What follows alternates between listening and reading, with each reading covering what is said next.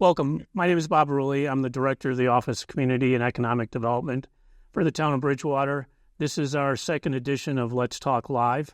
Really excited to have this conversation this afternoon. We're going to talk about real estate development and real estate development finance. There's a lot of misinformation in the community as to how this works, how easy it is. These gentlemen will tell you it's not. I'm joined today by Tom Keane from Churchill James, Bob Cormier from Real Brokerage, and Dave Emmons, who is a Senior Vice President with Rockland Trust. I'm going to start with you, Tom.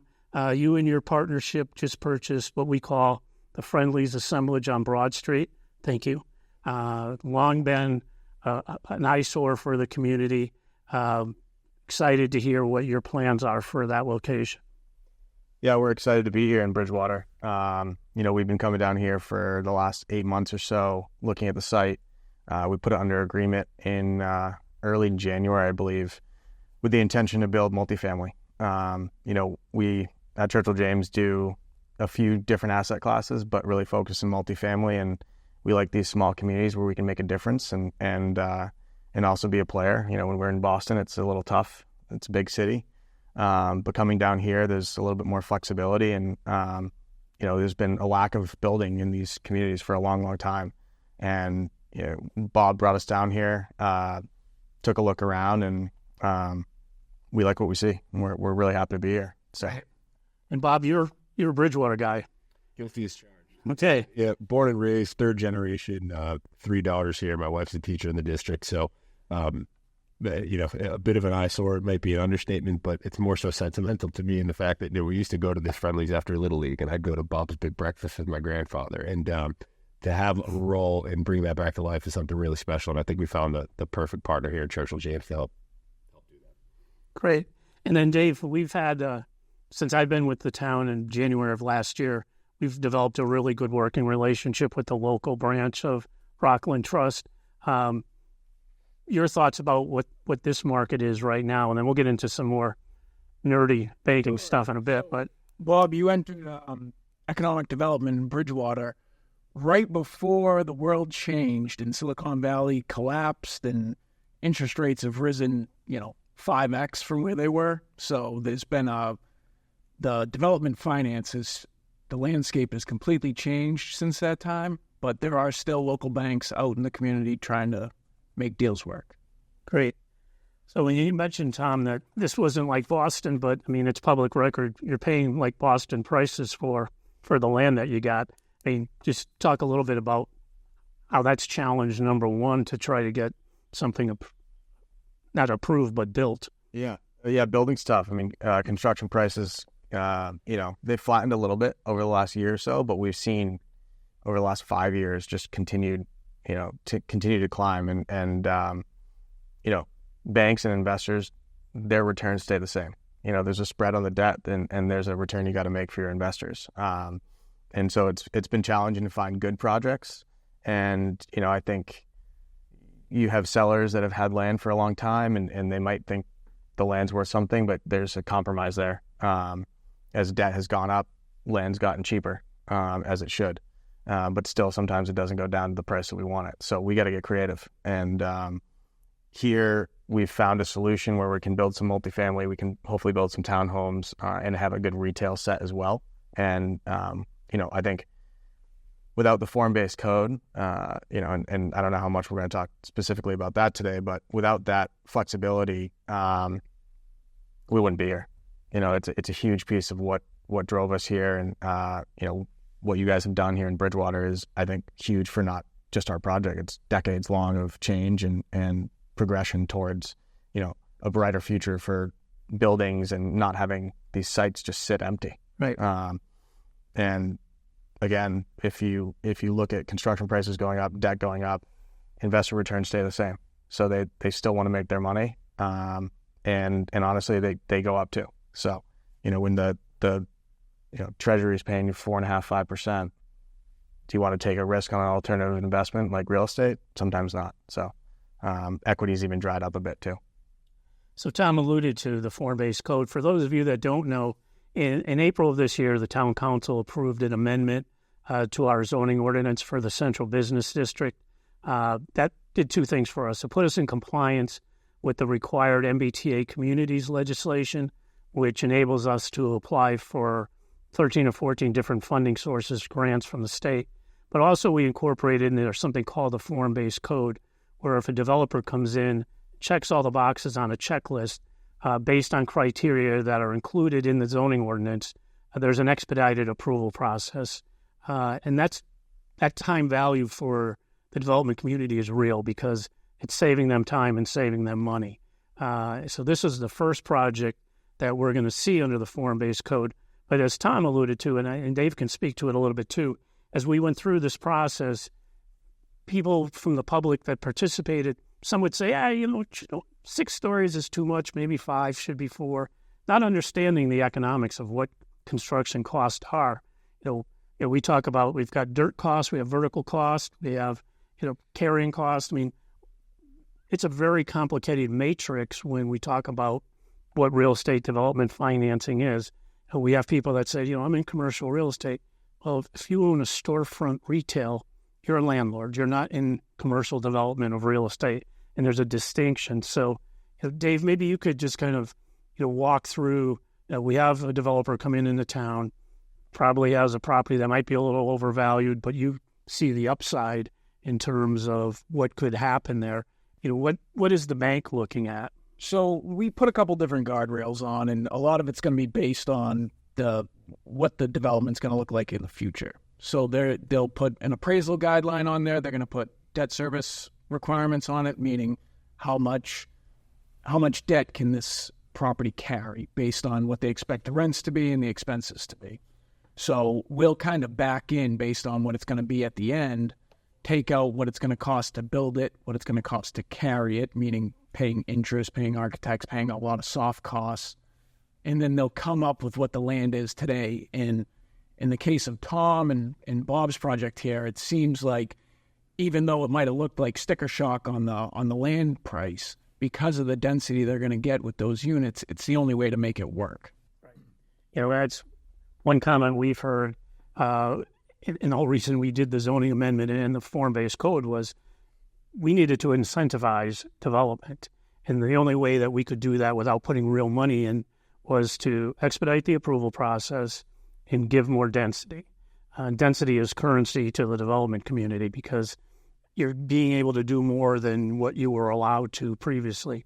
And then also us expanding what the allowable uses are. Bridgewater zoning ordinance, like many communities in New England, severely outdated in terms of what we wanted to see. But our plan was much more holistic, that relocating the MBTA station, looking at pedestrian and traffic improvements. And none of these are one-offs. They're all interrelated because those things are going to support the success of what Tom and Bob want to do.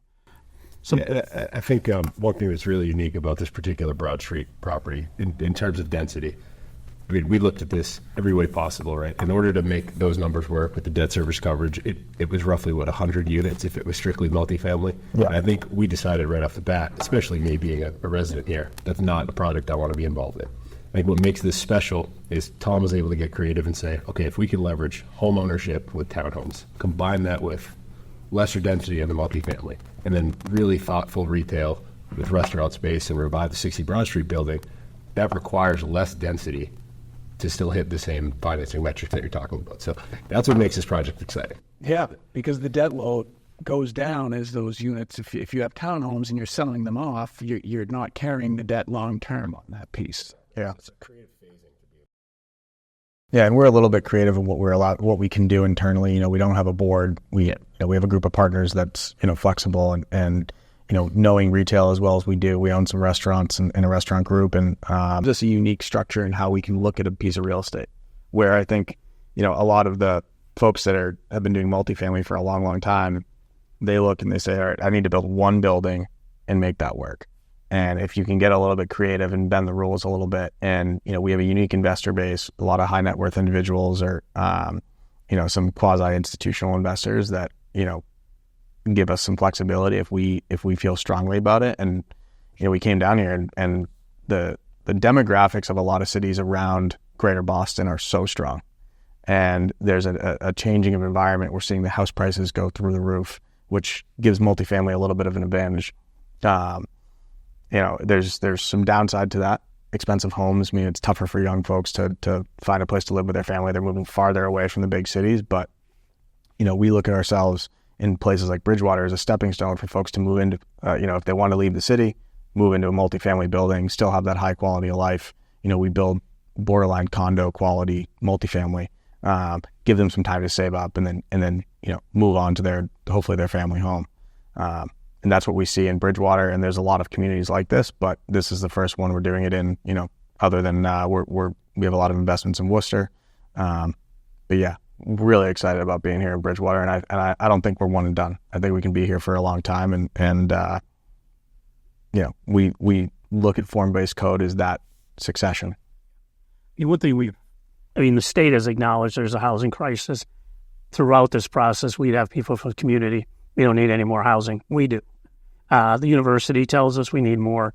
There haven't been any real modern apartments, I would say, probably constructed in over 25 years here in Bridgewater. The sale of this parcel, by far the highest land sale in over 20 years, I think, in the CBD. That's huge. But I look at it from the bank's perspective. Yes, there's an opportunity to lend on the larger project, but then if you've got for sale townhouses, then, we're looking to strengthen that relationship with the local branch that you need a mortgage on that townhouse. Here's a local bank. They've been partners with the town and the developer. I like that synergy and that relationship building. I think it's important. Yeah, Rockland's been in the community for over 100 years and in Bridgewater for a long time. So with this project being so close in proximity to the local branch, it just makes a ton of sense that, like you said, if there's an end loan for a residential buyer, we'll be familiar with the project. We've seen previous renderings. This one obviously is the most appealing, I think, to the town and for the developer. The bank really wants to partner with them. Talk a little bit, Dave, about, people think banks, they think, okay, banks are banks, but there are different types of banks, right? Sure. So Rockland's a commercial bank. It was founded by business people for business people. So we do have traditional offerings of home loans, home equity loans. We don't do any other consumer lending, so no car loans, no direct secured, anything like that. So we really primarily focus in the business community. We obviously, because we have such a large footprint of over 100 branches, we do a lot of retail banking on the personal side, but not so much on lending. But for businesses, that same thing. Those businesses are in all those communities. So we lend and hold deposits for a lot of small businesses up to, middle market.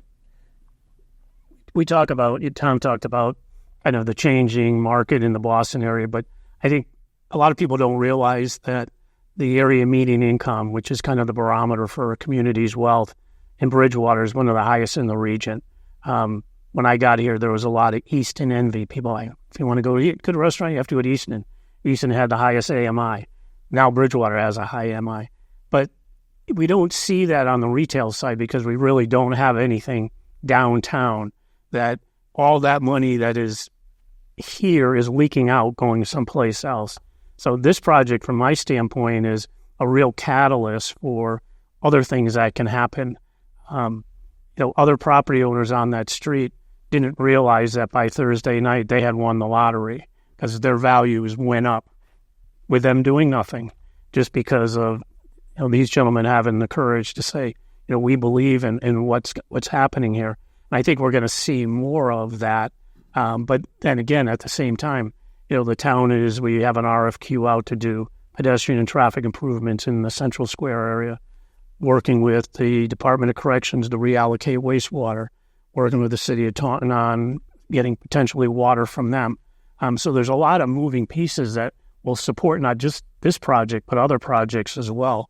I mean, and Bob, your peers are the people that we seem to miss at the public meetings, or even the call we had with the architects last week. I was surprised when I lives in town. We spent a lot of money on mailers. Didn't know what was going on. Yeah, it's I think my generation, everybody that I've spoken to about this project, form-based code in general, and of course the vision to reality plan, you're right. My generation, for whatever reason, doesn't have a lot of exposure to vision to reality. I mean, how much effort you put into it. I think it's just I don't know. It's a generational thing that we're not paying attention to municipality activity. And we should, right? Because this is where you're investing to raise your family. This is where you're investing to buy a home. You should understand the community around you. So I've been really trying to have this grassroots effort to educate people on a one-on-one basis or at small meetings. And the feedback is nothing but positive when you get to have more long-form, meaningful discussions. So that's really what we're trying to do. And then, you mentioned the abutters to this property. I've spoken to all of them personally. They are, without a doubt, unequivocally now more likely to invest in improvements in their property because they see some material action happening. I think a common misconception is that you don't need residential density first for retail to grow. We've heard a lot through the form-based code process that, we need more shopping, we need more restaurants. I completely agree. In order to satisfy the needs of those businesses, we first need to have residential density and housing to be able to support those businesses. And I think that's why this is so important, that we're finding a nice blend here between variable housing products, so high-end rentals, really nice townhomes that provide home ownership, and retail to spend your money here. I'm one of the Easton envy people. When I built my house here a year ago, how many times do I go to the Farmer's Daughter for breakfast? And, and when I go to dinner, we're heading to Easton. So we're trying to change that. Yet, Bob, you don't have it yet. But this project and, with this form-based code and what the flexibility that provides, you don't have it yet. But I don't have it every day in my head. Yeah, that I can. Well, I think people post-COVID think retail is dead. You go in the big cities, you see the for lease sign everywhere. New York obviously has come back. I think Boston's doing a good job, but I think banks are still struggling with that lending on retail. And when you get in these communities, you look around, and you have, I don't know exactly the amount of people that live in Bridgewater, but you have a sizable population within a 20-minute drive of here. If you build good product, people will come and use it. And you're seeing that. Like, they go to Easton. How far is your house from Easton? 15 to 20 minutes. Right. So it's you need the density for sure, but you need to build good, sustainable businesses in your retail. If you invest in the retail, it just makes the whole, it brings people to the multifamily building to live, because they're like, oh, that's great. I got a restaurant right next door. I got a gym downstairs. It's all encompassing. So you have that experience in Worcester. I mean, Worcester for the longest time was a place that people wanted to forget. But then, they got the Woo Sox and there's development there. Now all of a sudden Worcester is one of the hot places to be. How would you compare, seeing that transition in Worcester to, obviously on a smaller scale, but seeing something similar to that happening here in Bridgewater? Yeah, we love Worcester. It's we're going to be there for a long time too. We've got a great project going up right now, right actually in center field of the ballpark, and the city has been our best partner out there, and that's really what makes a difference. And you guys have been great here, and there's a lot of similarities. I mean, obviously a much smaller town. I mean, people forget that Worcester is the second largest city in New England, but I just think it's we're expanding. And the other day, someone was telling me, but Massachusetts is losing people. Well, if you look at where they're losing people, it's not Boston. It's not the eastern side of the state. So we're just seeing, as things expand and get expensive in Boston, these towns have a lot of opportunity. And Worcester was one of the first ones. So, it's 45 minutes from Boston. If you live in New York City, it's 45 minutes to get not too far away across town. So it's not that bad of a commute. The train is huge. The MBTA being right downtown, moving the station downtown here in Bridgewater is going to be, it's going to be monumental for this town. And like Worcester, we don't have 7 universities, but we have one. And we're building on that relationship. The cybersecurity program that they have there, we think that's our biomed. That's going to be our niche. Working with the university to look at an off-campus innovation center, public-private partnership, getting some assistance from Congressman Keating's office, getting assistance for some preliminary design and engineering to move the platform through a congressional earmark. So, again, there's a lot of balls in the air all at the same time, which is exciting. Going back to pre-COVID, Dave, have banks started to experience the hangover yet of leases that are going to come up with no one in the building? Yeah, so I think office is an asset class that banks are probably, for the most part, out on. Just physical occupancy. Downtown Boston office is like it's a bad word in commercial lending, but the physical occupancy hasn't come back. Some, you still do have some AAA rated credit tenants that are taking up space, but for every lease that they're signed, you see a nice 220,000 square foot Deloitte lease getting signed, but they're giving up 300,000 square feet in another building. So it's moving companies around, but the foot traffic, while it started to come back, the physical occupancy isn't there to support, a large debt load on those buildings. So for the most part, office buildings are out for commercial lending.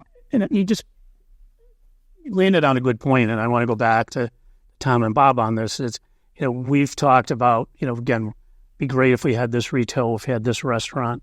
We know we need people on the street, but the type of retail that we think we're going to attract are local and regional retailers. They're not necessarily a credit tenant in the vernacular of the commercial real estate world. So that makes it even that more difficult for a mixed-use development to get built, because you're not able to bank on whatever income you may get from those leases. So it's really the residential that's carrying these new developments. Yeah, typically when you pencil out a project, you shouldn't be relying on that commercial space unless you have a restaurant, franchise in your portfolio that will be successful, because you already have the demographics on, store sales and things like that. But really it is the multifamily that's driving those numbers, and that usually the project has to pencil out on the multifamily. Yeah, it's made it difficult for, on our side, we have to put a lot more money into the tenant improvement, to pull in that local person who might have a great concept, awesome coffee shop or a little cafe or juice bar that they have a local following. Construction costs are really high. It's like $200-$300 a square foot to build out commercial. So a lot of the time we will front the entire build out to just get them in there. And then what we try to do is just build, critical mass. And when we get that point, we get more retail, and it gets us even more comfortable in the town. And then, like Bob said, people start investing in their properties, and all of a sudden Main Street looks totally different. And I think that's an important piece for people to remember. I mean, I remember turn of the century, I was working in the D.C. area, and we were seeing development costs at $300 square foot, and we're like, wow, that's crazy. Now it's $300 a foot just to buy the dirt, and that's before you've gone vertical. So, I mean, just, when people are thinking about commercial development, just, again, kind of covering what we talked about earlier, you've got equity, you've got your land cost, and then you've got some carrying costs. Now you've got a construction mortgage and site work and tenant build out and marketing and engineering and permitting. And, so there are certain things that, the town can do. Where through enabling legislation, we can look at tax increment financing, a form of tax stabilization to get projects on a solid ground. You're not getting any less taxes than you are now, but you're allowing the developer to get ahead of himself a little bit, so you have positive cash flow. The town is going to look at district improvement financing based on all of these projects, what the additional tax revenue will be over time. We can borrow against that. That will allow us to invest in infrastructure. But I'm really excited to see this start to come to fruition. I think the first time you have people out there landscaping or cleaning up the site, you'll probably hear horns honking and might even get a parade out of it. I don't know. But above a square. Yeah. Star on the wall. I'll do the work myself. Yeah, I was there yesterday. We're just starting to get organized with site work and things, and I had a landscaper drive by and hang out the window and say, I can take on the work, and he actually turned around and came back in and gave me his card. So I appreciate the hustle. We'll give him a call later, but we're excited to get started. So I appreciate you guys joining us today. Anything that you want to say, Tom, in closing? No, just again, I said it a few times. We're happy to be here, and you guys have been great. The local banking community is really receptive. I mean, they're right here, right? You've got a few banks in town that are that see and they want to see the improvement. And Bob pulled us down here, and we're grateful for that too. So this is a great partnership here, and it's not just one firm doing something. It just takes. I know it's like an old saying, it takes a village, but it really does. Yeah. So did you want to do the check presentation? Yeah. No, it was interesting. So Bob made the introduction, and we had that conversation, and shortly after form-based code, I got a phone call from a developer that does a lot in Dorchester, and he called me up and said, "Hey, I grew up in Bridgewater, and they just passed this. Have you heard?" Connection. Yeah.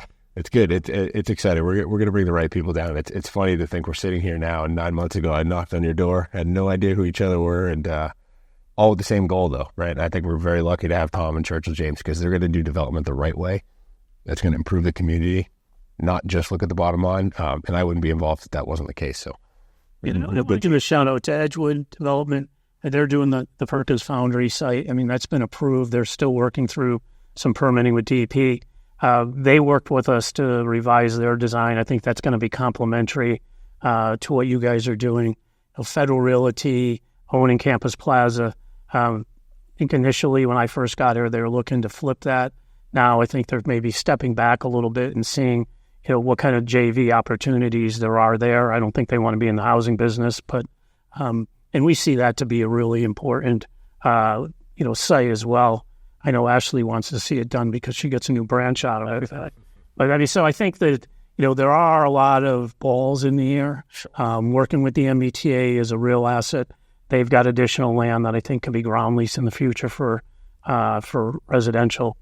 The Innovation Center with the university, I think, is going to be big. So, and again, the thing I want to just remind the community that everything within Vision to Reality was what was in the town's adopted comprehensive master plan in May of 2022. Not my idea. This was the community's idea. We're just putting it into place. Bob, you mentioned the Foundry building and that redevelopment site. So you would reference carrying cost a handful of times on this presentation, how form-based code is so important, right? So that project was going through permitting for, I think, more than 3 years, right? So, Tom, would this project work if you had to carry this for 3 years? Like, no, it doesn't pencil if you carry it more than 12 months. let alone rate. Yeah. Yeah, rate. That's what it is. Rate change alone, yeah. Maybe you could carry it for 3 years in a 3%, 3.5% interest rate environment, but when you're paying 9% to the bank, more to your investors, it doesn't work. No, it doesn't. So I just halt into Yeah, and we're a young company. We want to move quickly, and in a good direction. And we're looking at projects. I mean, we're in a unique environment now where there's, a lot of folks that did sit on stuff. And so you might be able to scoop up some approved projects, and maybe it's not form-based code. Maybe it's plans that you can make slight adjustments to. So, yeah, we're not going to sit on land for 3 years. We're not going to sit on it for 3 months without doing something. And we'll close on that note, because I've used that as an example. You're right. It's been almost 3 years since they first started going before the planning board. And I think when they started looking at it, rates were 3. Now they are where they are. It's almost $1 million a year in debt service additional to that project. But for them being in the position they are, not a lot of people could have waited that out. So, I mean, again, real estate development financing, super complicated, not as easy as it looks. It's a risk-reward business. But I want to thank you all for being with us, and we'll catch you next time.